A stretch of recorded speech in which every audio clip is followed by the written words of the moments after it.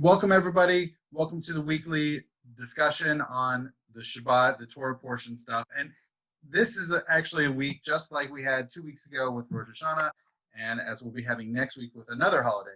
We have a holiday this weekend. So it displaces a separate Torah reading, and we have the holiday of Sukkot that kicks off this weekend. It starts Friday evening with Shabbat, and it concludes either Sunday night if you go to traditionally, or it ends Saturday night if you go according to the Reform tradition.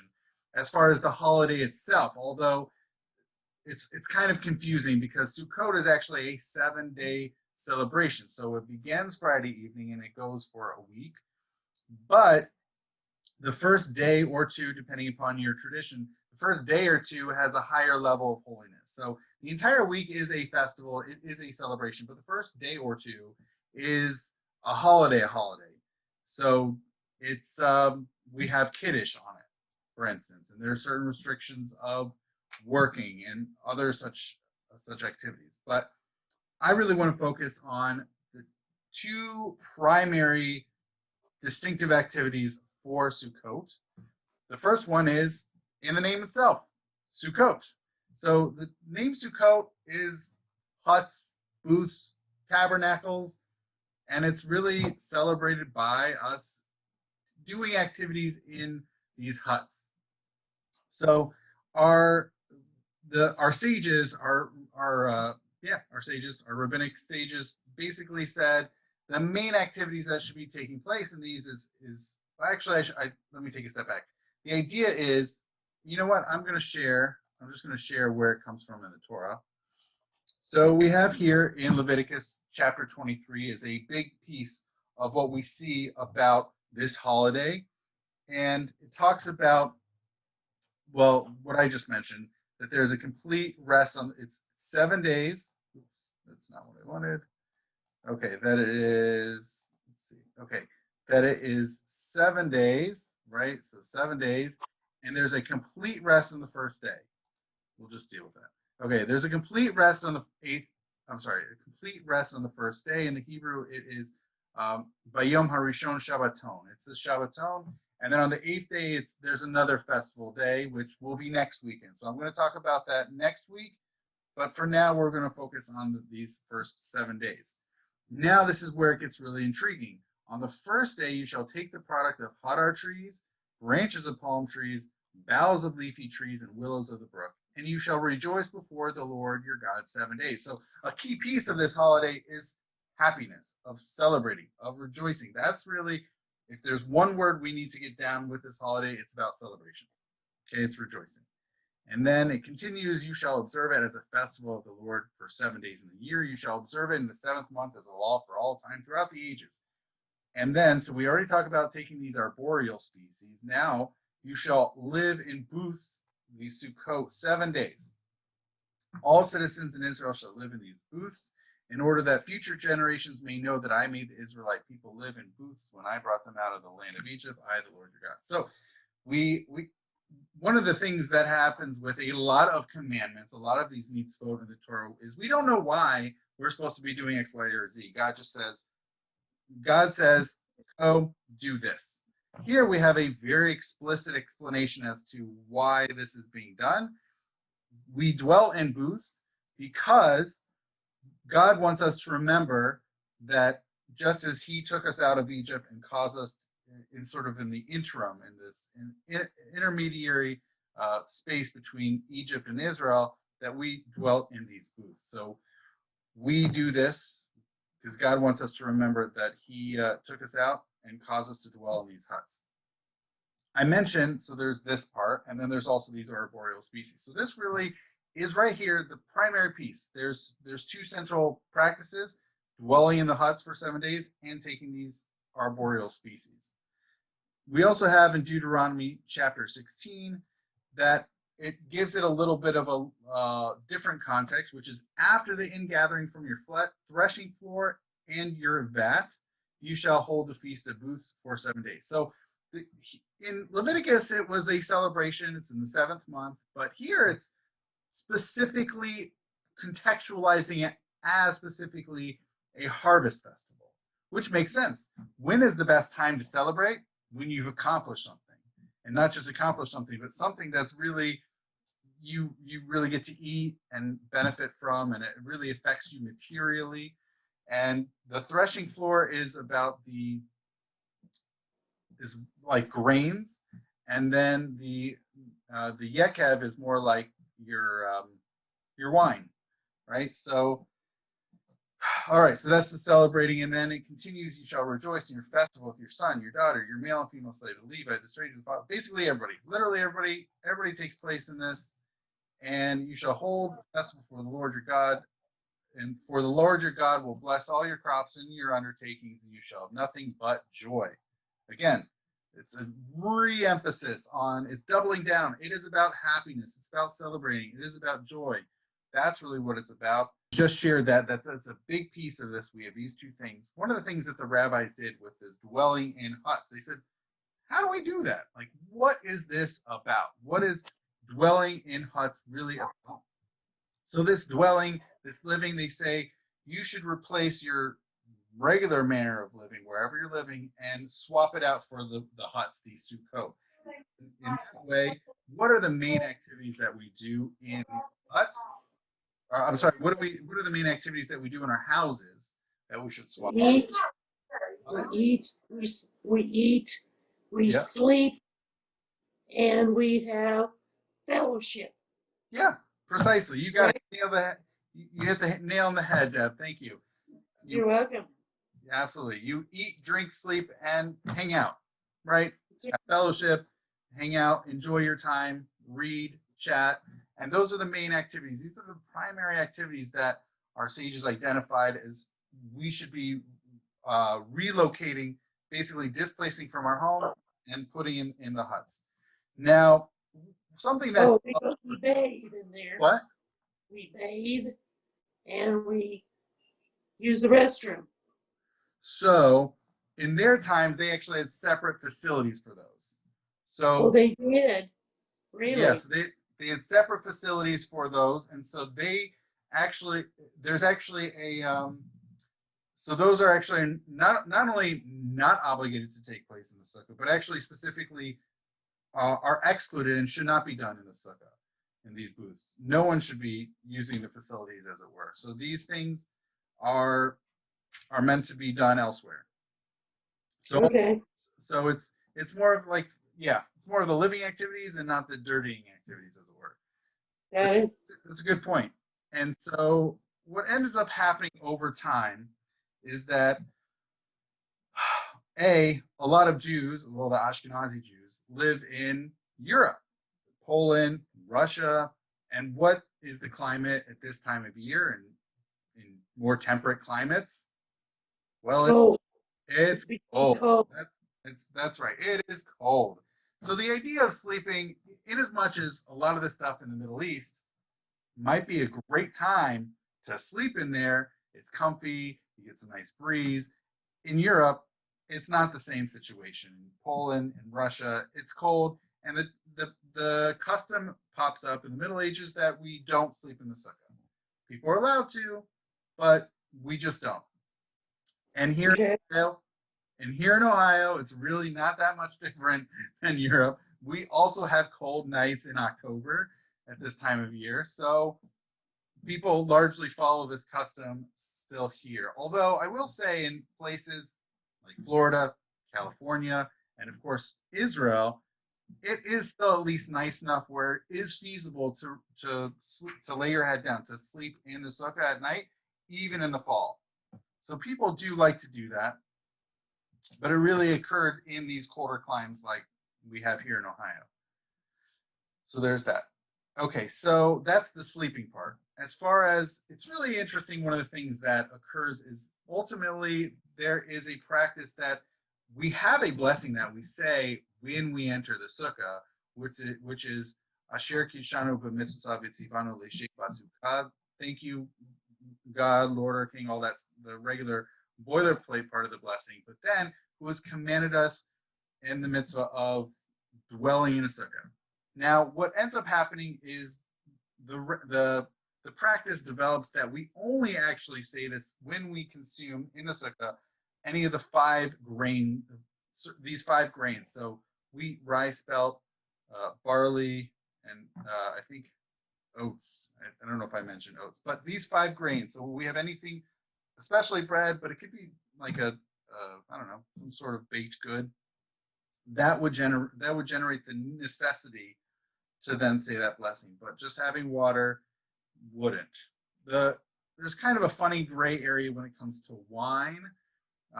If you're only sitting down to drink with people and having wine, I want to say, or beer or whiskey, does that generate the necessity to say a blessing? And that becomes a touchy subject that is unclear and has a lot of debate on either side.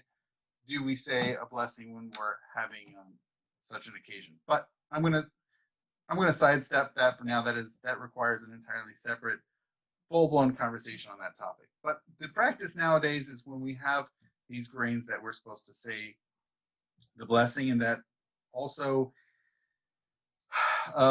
yeah. So that's that part of that. And there's lots of details when it comes to what is a sukkah, what are the parameters for the sukkah, like in the actual structure. So the minimum actually isn't 4 walls, as one might suspect, might guess. Actually, to really just be considered a bare bones sukkah, it really just needs kind of 3 walls. And when I say kind of 3 walls, that means 2 full walls and then a partial 3rd wall, because ultimately that's what we need for a structure on the sides. And then for the top, we call is schach, which is a similar language to sukkah, which is a covering. But one of the traditions that we have is that it can't be an artificial thing. It has to be something that grew from the ground. And also, not only something that grew from the ground, but something that doesn't fully cover, that we still are able to see the stars. So it needs to be something that it provides more shade than sun, and at the same time, an ability to still see through and see stars through it. Okay, so it can't be totally something where it's kind of weak and you see a lot of more sun than shade, but it can't be the total opposite where there's no ability to see the stars. And that's an interesting feature that we have as part of our practices, is the ability to see stars through the sukkah. Okay, that's one part. That's the sukkah part. The other that we saw in chapter 23 in Leviticus was these various arboreal species that I mentioned. So we have them available. So I just got them in. I'm very excited. Just got them in last night, and I have them here. We will have separate sets available for both assisted living and for the healthcare sides here in the building. So here they are. Now, I just got them last night. I'm recording this on Wednesday. I just got them last night, so they're still in their plastic, but I'll have them out in time for Sukkot. So the first one, I think the most noticeable one and most salient one, is the lulav. So the lulav is, I don't know if it can fit here totally in the screen. Here we go. It's a palm branch, but it's not a totally spread out palm branch, but it's it's sort of like packaged together. It almost kind of looks like a sword of sorts. So it kind of fits in the screen, and we hold it by the bottom. Now, we don't just hold this. We actually, I don't know if you can see on the screen here, but there's 2 separate holders here, and that holds 2 further of the species. We have, in Hebrew, they're called hadassim and arava. So we have basically little willow leaves. They're little willow branches, and we also have some myrtle branches, hadassim. So right now they're in plastic bags because I want to keep them fresh for the holiday for this coming week, because it's still only Wednesday as of the recording of this. But I will open them for people to use and to do the mitzvah with. But these would go in these little these containers. So one on each, they'll go on each side. And we have here in the willow, we've got 2 of them. And then here on the myrtle branches, we've got 3 of them. So we've got 1 lulav, 2 willow branches, and 3 myrtle. And so we would put this in one hand. And then we also have an etrog, which there's no real good translation for etrog. People typically call it a citron. It looks vaguely like lemon, which is here. Now, what people do is we take these three species in our right hand and the etrog in our left hand, and then we put them together, and then ultimately what we do is we say a blessing, and we wave them around. One of the fascinating things I was vaguely aware of, but not intimately aware of until I started looking around after I got the packages. So typically the etrog is yellow, but they could sometimes also be green. Now, I actually didn't know if green etrogene could be used. I thought only the yellow ones could be used. It turns out there is a minority opinion that runs throughout Jewish law discussions as to, look, there's a clear preference for using yellow etrogene, yellow etrogs, but technically there are these minority voices that pop up that talk about the use of green etrogs. So we have that available if someone has never used a green etrog before and would like to do so for the very first time this year. So since we're still on the topic of etrog, I do want to mention it is very much not a lemon. It is, I don't know if anybody has ever sliced one open. If you slice it open, it actually is very unlike a lemon in that a lemon, you would normally have a little bit of pith or rind, and then a lot of sort of the juiciness inside. This is actually the opposite. It's almost, it's actually most, if you were to like slice this open, it would be at least half, if not mostly, that pith or rind, and then a little bit of juiciness. So I actually, one year, I want to say 7-8 years ago, I actually took two of these. I took two etrogene, I sliced them, and I juiced them. They're very stingy on juice. When contrasted to lemons, they're very stingy. So if you're ever looking to add some etrog juice to something, whether to tea, a cocktail, a baked dish, something, it's very stingy on the juice. But I know people will try to make etrog marmalade or jam or jelly. So if they do, they're going to need a lot of these. And I think what people do is reach out to their friends. Hey, you have an etrog? Are you done with it at the end of Sukkot? And they would get them. So that's something. So yeah, these are things that we have available. So we'll have them separately on AL and SNF sides. I haven't figured out a system yet for how to get them to people. So if people want to reach out to me and say, hey, I love to shake the species, see what we can do, I might walk around also offering them. It's going to be an interesting year. Now, so those are the two primary practices of the holiday. One, as we saw, I'm just going to go back to that screen. Two primary things. One, Leviticus 23, we have, we have taking these species. So we've got lulav, willow, myrtle, the opposite, and etrog. So this is technically this is what we call the product of hadar trees, branches of palm trees. We got boughs of leafy trees and willows of the brook. So those are the four species that we're taking. We're performing a mitzvah, and so that's what we got. And of course, we got the huts. In previous years, we've had 3 Sukkot around the campus. One is out front by the front desk. The second one is the garden dining, outside of the garden dining room. That's the biggest. And the third is by the rabbi's house. Now, of these, because this year, I mean, look, I can see what's going on before this gets published, or before this gets shown on the weekend. It's still Wednesday. Because I know we're still in lockdown and we're not doing the dining room because of all the COVID precautions. I don't know what's going on, but at the time of the recording of this on Wednesday morning, it's not something that it doesn't look like the garden dining room, the AL dining is open because of the last COVID outbreak.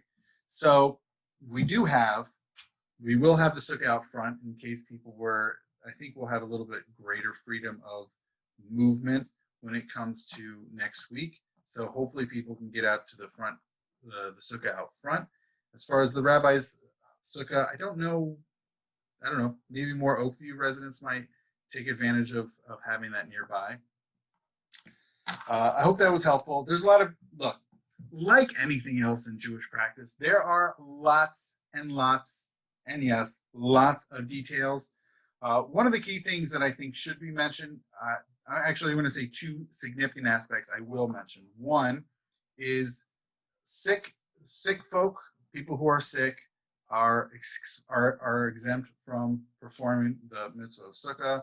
So if for whatever reason you're unable to, that's one thing. A second thing is that one of the strange quirks of Jewish law is a gendered aspect, which is that women are technically exempt.